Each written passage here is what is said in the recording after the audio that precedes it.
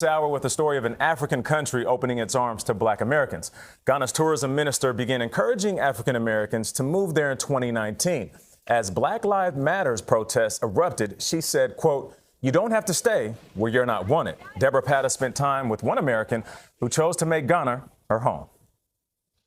Ghana's Elmina Castle occupies a dark place in America's history. This used to be a central trading hub where African people from across the continent were bought and sold into slavery. Now, as the U.S. continues to confront its racist past, Ghana is turning that history upside down and welcoming Black Americans back home.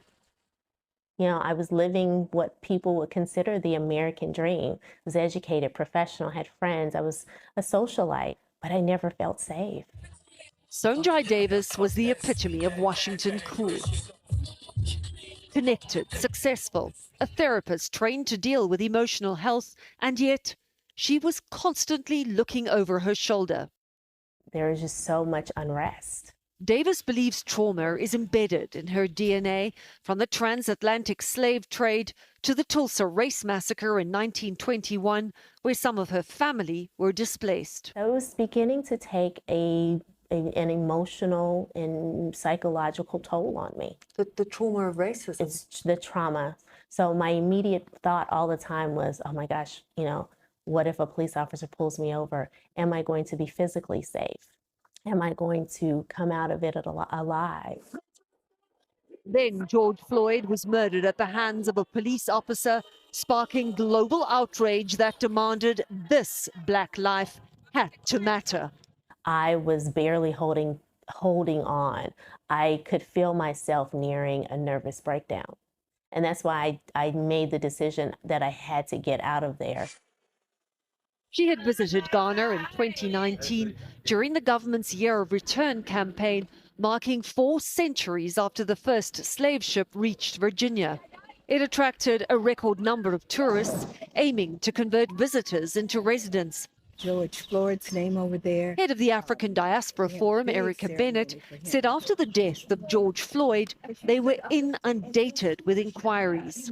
Every day we get at least, and this is no exaggeration, at least 300 people saying, how can we relocate to Ghana? About 5,000 African Americans have made the trip back to Ghana and stayed. Home is not a place. It's how you feel where you are, the feeling of belonging, the feeling of welcome, and a sense of freedom. And so, just over a year ago, Sonjai Davis traded her DC home for that sense of freedom. It felt like a symbol for 2020. You know, I can't breathe, George Floyd said, and COVID, people battling, and here you are, able to breathe. No, I'm breathing. Yeah, very much so. Okay. Her therapy practice is now all online, and while she misses the convenience of modern American life, she's no longer looking over her shoulder. I feel loved. I feel supported. I feel regarded. I feel like I matter. I don't feel like I'm looked at for the color of my skin. I'm just a person here. That must be liberating. Liberating. That is just the utopia of emotion. It feels really good. Hello, Ghana!